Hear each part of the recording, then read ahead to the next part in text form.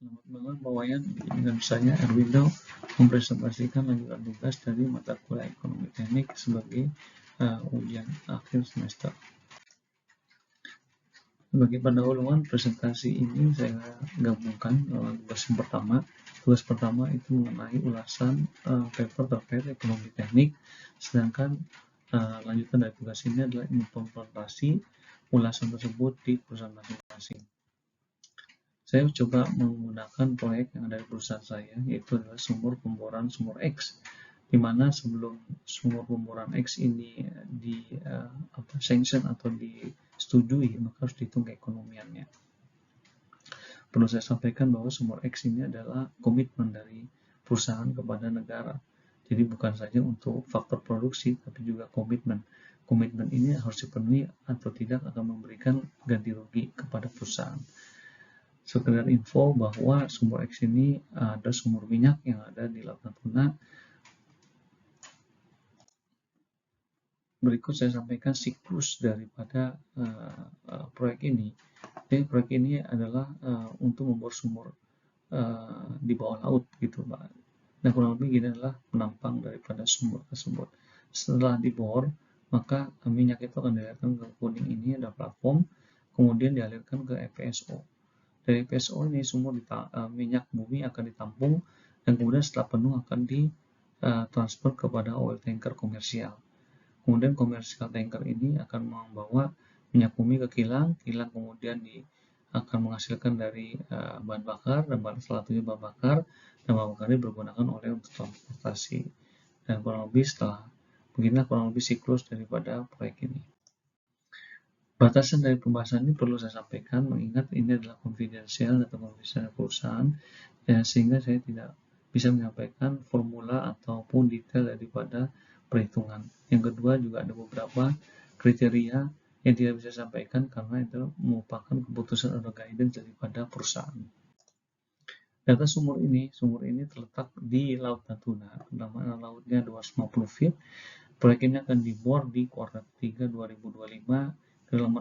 Kedalaman sumur yang akan dibornya di 6.000 feet. Target produksi daripada sumur ini adalah 900 barrel oil per day. Ini diperkirakan akan terus berfungsi selama 8 tahun. Perlu disampaikan asumsi untuk perhitungan ekonomi proyek ini bahwa menggunakan referensi daripada korporat. Korporat menetapkan bahwa harga minyak untuk menghitung keekonomian adalah 70 dolar per barrel, di mana itu adalah mengacu pada harga terakhir di 2024. Juga untuk menghitung keekonomian itu dipergunakan 2,5% setiap tahun ada kenaikan. Dimulai dari tahun 2026. Kemudian dalam perhitungan keekonomian proyek ini, dalam penjelasan ini akan dibandingkan dua skenario, Pak. Yaitu skenario pertama, sumur ini akan dibor secara berarah dan horizontal di zona reservoir. Yang kedua, skenario kedua adalah sumur ini akan dibor secara vertikal.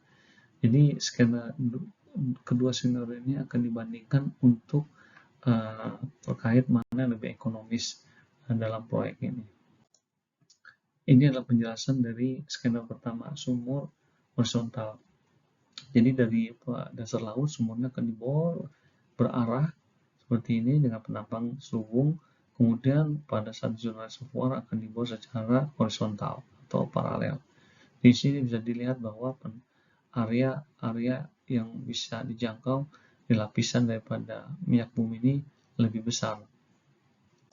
Berikut adalah skenario kedua, di mana sumur dibor secara vertikal seperti ini dari dasar laut hingga ke memasuki zona reservoirnya tetap vertikal, sehingga bisa dilihat bahwa area cakupan untuk reservoirnya ini sedikit dibandingkan tadi skenario pertama yang dibor secara berarah atau horizontal.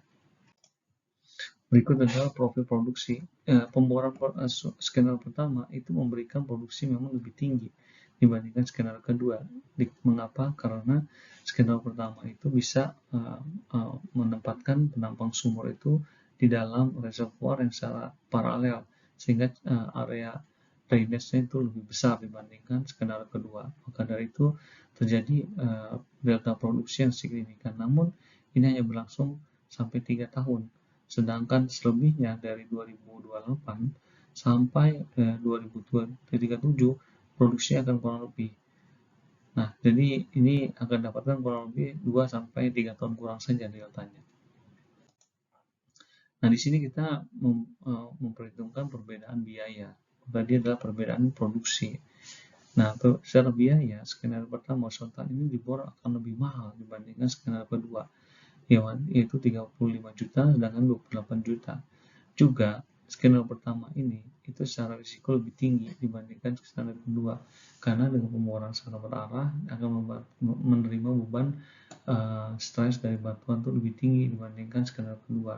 Dan hal tersebut jika berdampak buruk akan menyebabkan risiko terjepit, peralatan memuat terjepit, dan terjepit akhirnya terjadi barang tersebut tertinggal dalam lubang dan harus dibayar. Dan harga dari peralatan tersebut adalah 5 juta. Berikut adalah faktor-faktor perhitungan keekonomian mengacu kepada guidance daripada korporasi. Pertama akan dihitung adalah investment credit, itu adalah capex dikali 55%. Kemudian harus dihitung adalah net cash flow. Net cash flow-nya adalah 10% dari NPV. Maksudnya NPV dengan diskon 10%. Harus dihitung IRR, internal rate of return. Juga NPC menjadi bagian dari perhitungan. NPC ini adalah nilai presiden capex. Capex ini adalah biaya daripada proyek pemboran tersebut. Dan kemudian PIR, profit of investment ratio. Kriteria daripada perusahaan untuk menyatakan ekonomi atau tidak. Pertama, NPV-nya harus di atas 0, IRR-nya harus di atas 20%, PIR-nya harus di atas 1,5. Berikut adalah detail yang ingin saya jelaskan terkait 3 kriteria suatu keekonomian proyek menurut perusahaan. Yang pertama, NPV. NPV menurut perusahaan itu harus di atas 0. Nah, mengacu kepada beberapa standar, ini memang NPV itu harus 0. Untuk menandakan bahwa tersebut menghasilkan nilai tambah bagi investor dan juga pemangku kepentingan, yaitu negara. Yang kedua, IRR. IRR harus di atas 20%. Ini adalah mengacu pada guidance daripada perusahaan. Nah, berdasarkan referensi, sebenarnya IRR itu bisa antara 10 sampai 20%. Namun di sini perusahaan menetapkan batas tertinggi 20%, mengingat bahwa dana yang didapatkan dari perusahaan adalah berupa dari bonds. Jadi bukan finansial sendiri, sehingga dari pinjaman. Maka dari itu, dana IRR, perhitungan minimum IRR memang harus di atas 10%. Tidak mungkin di bawah 10%, dan mengingat itu adalah bonds, maka untuk memperhitungkan fluktuasi dari interest tersebut dari bond tersebut juga mempertimbangkan dari harga minyak yang selalu berfluktuatif. Maka dari itu, maka perusahaan mengambil resiko untuk menggunakan batasan tertinggi dalam perhitungan keekonomian suatu proyek. Yang ketiga ini adalah PRR. PRR ini kalau perusahaan itu menetapkan di atas 1,5. Nah, kalau kita mengacu kepada beberapa referensi, sebenarnya di atas 1 saja itu sudah dikatakan menguntungkan. Namun ada beberapa pertimbangan di mana perusahaan menetapkan 1,5. Itu adalah bahwa sumur ini adalah sumur minyak, di mana sumur minyak ini terjadi ketidakpastian untuk recovery factor. Recovery factor itu adalah suatu cadangan minyak itu berapa kemampuan untuk bisa diserap. Nah, itu adalah tidak pasti. Maka dari itu, maka perusahaan menerapkan 1,5 untuk mengkompensasi dari ketidakpastian tersebut. Juga selain itu, sumur ini sumur yang sudah secara operasional ada kendala operasional, baik itu vertikal maupun horizontal. Horizontal tentu lebih parah lagi dibandingkan vertikal. Maka itu menjadi suatu pertimbangan juga untuk menggunakan 1,5. Nah, ini adalah hasil tabel ini menunjukkan hasil perhitungan keekonomian. Dari tabel ini bisa dilihat bahwa NPV 10 dan IRR ini sudah memenuhi syarat. daripada target perusahaan, sedangkan PRR itu di bawah 1,5. Jadi satu kriteria itu tidak terpenuhi. Nah, di sini saya ingin menyampaikan bahwa mempertimbangkan bahwa sumur ini adalah sumur komitmen, maka perusahaan menetapkan untuk tetap dieksekusi. Namun eksekusi karena tereksekusi untuk menghindari daripada ganti rugi. Nah, tapi pilihannya kayak skenario 1 atau skenario kedua. Skenario 1 di sini bisa dikatakan bahwa secara operasional memiliki risiko tinggi. Apabila barang terjepit, seperti dijelaskan di slide sebelumnya, maka dia akan memberikan dampak 5 juta. Ditambah lagi untuk operasional mengembalikan kembali ke operasional awal, itu biaya multiplier cost-nya akan jauh lebih besar dibandingkan 5 juta. Nah, jadi risiko di sumur pertama ini sangat besar dibandingkan skenario kedua. Maka dari itu, perusahaan lebih cenderung untuk mengeksekusi skenario kedua vertikal. Selain hal di atas, juga pertimbangan yang lain tadi seperti disampaikan untuk menghindari daripada insentif, pemotongan insentif. Pemotongan insentif ini secara profit proporsional sangat tinggi sekali karena yang dipotong adalah operasional cost recovery, jadi bukan mengacu pada proyek ini saja. Yang kedua, skenario kedua itu memiliki risiko operasional lebih rendah seperti saya jelaskan di slide sebelumnya. Dan yang ketiga ini adalah gimana perusahaan untuk meningkatkan PRR untuk mengurangi ketidakaekonomian proyek ini. Itu skenario pertama lebih besar usahanya dibandingkan skenario kedua. Berikut adalah pertimbangannya. Mengapa skenario pertama itu lebih berat dibandingkan daripada skenario kedua? Jadi kalau kita mengacu pada PIR, itu tergantung pada NCF sama NCP.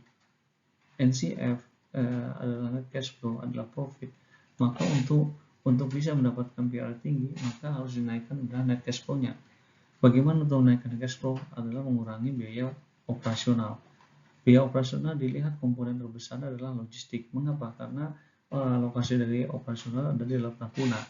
Maka biaya logistik untuk mengantar dari daratan ke Laut Natuna itu cukup jauh sehingga cukup mahal. Nah, jadi secara detail daripada perhitungan biaya, ini memang biaya logistik ini memakan 30-35% dari operasional expenditure. Maka dari itu jika bisa mengurangi biaya logistik, maka dan bisa mengurangi meningkatkan meningkatkan daripada profit perusahaan atau net cash flow. Nah, logistik sendiri apa yang bisa diusahakan adalah melakukan tender ulang untuk mendapatkan harga transportasi lebih kompetitif. Yang kedua adalah mengoptimisasi pergerakan mobilisasi barang dan personel.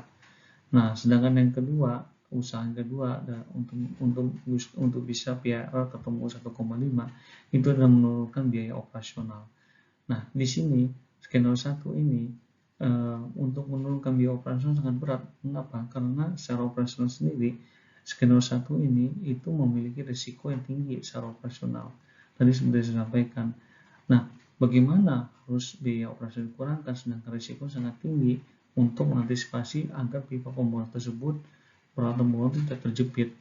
Nah, itu yang pertama. Yang kedua, secara hitung-hitungan saja untuk bisa ketemu 1,5 maka biaya proyek harus dikurangi 21 juta. Nah, dibandingkan skenario kedua untuk mendapatkan biaya 1,5 maka dana biaya proyek yang dikurangi hanya 18,3, jadi lebih kecil dibandingkan dari skenario pertama. Juga secara operasional itu lebih ringan dibandingkan skenario pertama. Skenario kedua ini sehingga untuk mencapainya akan lebih besar kemungkinannya. Nah, berdasarkan hal tersebut ini, maka perusahaan menetapkan untuk mengeksekusi proyek menggunakan skenario kedua.